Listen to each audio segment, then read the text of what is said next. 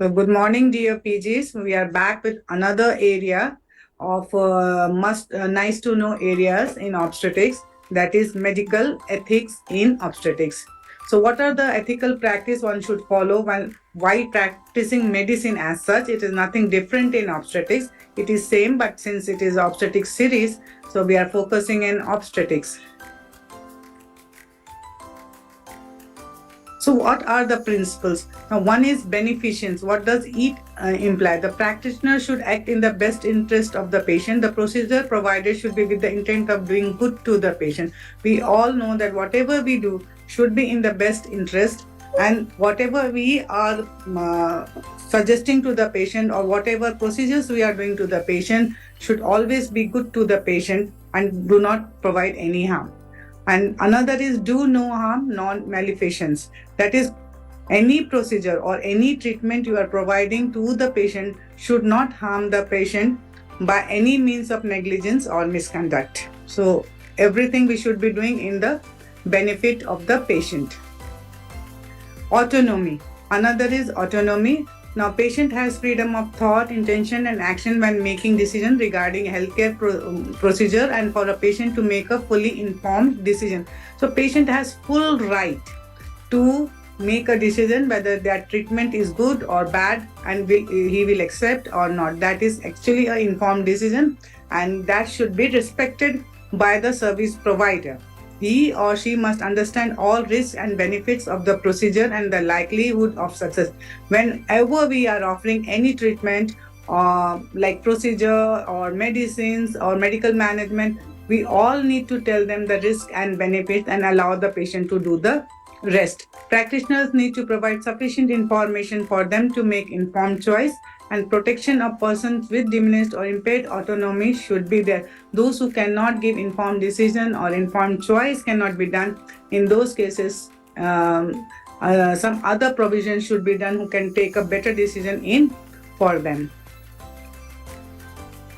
Now, another is confidentiality. All we know is that basically all we talk between us and the patient should be confidential of all personal medical and all the treatment should be confidential. Information to be revealed with the consent and for the benefits of the patient, except when ethically and legally required. So, information of the treatment and the procedure or whatever is between the patient and the service provider should only be given when required by the consent of the patient. Until unless it is ethically and legally required, then it can be provided. Disclosure should not be beyond what is required. So, what is expected from the information required, one should not disclose beyond that. Equity or justice. So, equity or justice, what do we understand now? It is like in a case of if we think that some people may not be able to accept a treatment, or some people may be affordable to that treatment, so that treatment should not be done. You should give equal distribution of all the health resource should be given to each and every patient, and let them make the choice whether they will take or not, because of economic or age, sex, religion, position, and rank. So the service should not be discriminated on the economic basis or on the religion basis or on the position and rank. Every treatment should be given in proportion to their need, and we as service providers should respect whether they accept or they do not accept. Now, dignity, patient and doctor both are to be respected. This has to be maintained in the treatment. Now, what are the ethical guidelines to practice when you are performing research on human subject? Whenever we do a thesis or whenever we do a research on human subject, the voluntary consent of the human subject is absolutely essential, and it should be made known to the participant about the nature, duration, and hazards to be expected and effects upon his health which may possibly come from participation in the experiment. So, before taking their consent, informed consent, one should tell about all the procedure and its risk.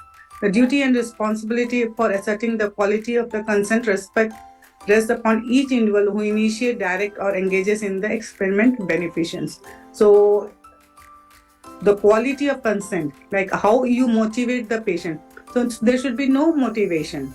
What you are supposed to do is tell them what is the procedure, how it's going to benefit the humanity, and what expected results are there to, and he will be harmed or not harmed. So after that, if he takes an informed choice, then that is done. Otherwise, if you motivate and something happens, that will be not good for the research. Beneficence, there should be a component of beneficence. Beneficence means what benefits is this research going to do to the society, and that has to be be the main of the research. Any research without any beneficence is not to be done. The experiment design should be based in results of experiment on animal subject and knowledge of the natural history of the disease or the other problem under study, so that anticipated results will justify the performance of the experiment. Now, what are any experiment to be done on the human subjects should be earlier done on animal subjects, and a knowledge of the natural history of the disease should be known, so that harm to the human is avoided or is minimized. Non-malfeasance, you are not going to harm the patient, the human research. The experiment should be conducted to avoid all unnecessary physical, mental suffering and injury. So it should not be conducted to cause any unnecessary physical, mental suffering and injury, and the degree of risk to be taken should never exceed that determines humanitarian importance of the problem. So if the hazards are minimal, then it can be taken. But if the hazards expected is going to harm the humanity, this research should not be done. Proper preparation should be made and adequate facilities provided to protect experimental subjects against ever possibility of injury, disability or death. So one should, those who are performing such research, one should make adequate facilities to protect if any injury or any disability or death occurs during the research project.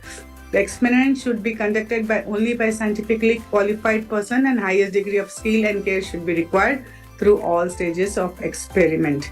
So that is very, very necessary. Now, another component is autonomy of the research project. Now, autonomy means what? Autonomy means human subjects who are on which this research is being done have every right to bring the experiment to an end.